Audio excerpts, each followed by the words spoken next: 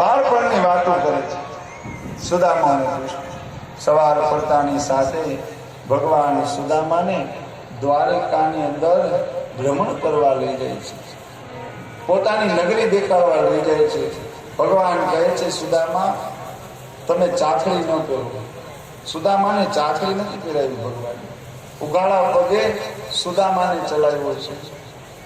એટલે ભગવાન કહે છે કે સુદામા, તારા જેવો પવિત્ર બ્રાહ્મણ જો મારી આ નગરીમાં ડગલા માંડશે અને આ મારી નગરીમાં ચાલશે ને તો મારી નગરી પાવન થઈ જશે. માટે મિત્ર, તારા જેવો તપસ્વી બ્રાહ્મણ, તારા જેવો સંતોષી બ્રાહ્મણ અને તારા જેવો અયાચક વ્રતધારી બ્રાહ્મણ જો મારી નગરીમાં પરિભ્રમણ કરે તો મારી નગરી પાવન થઈ જાય.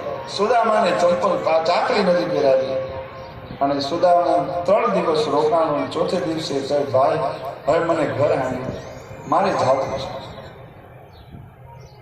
ગોમતીમાં સ્નાન કરી અને સુદામા અને કૃષ્ણ છૂટા પડવાની વાત કરે છે. મિત્ર, મારે જવું છે. હવે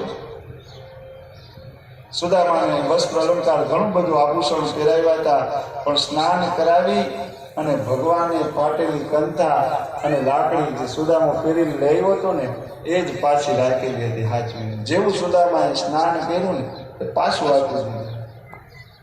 એટલે સુદામો કહે કૃષ્ણને મનમાં કે દુનિયાથી રેકડો પણ કૃષ્ણ જેવો લોભ્યો મેં ક્યાંય નથી.